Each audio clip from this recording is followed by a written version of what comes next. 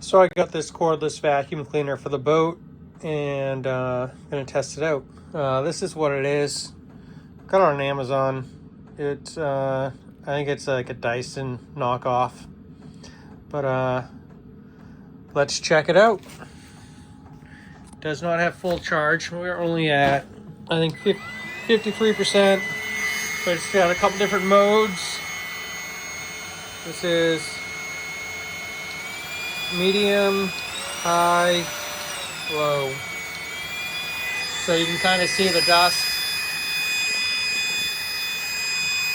Oh yeah. I mean, it's dusty in here. It's just sucking it up on medium. It's funny, I just put these lights up tonight, and I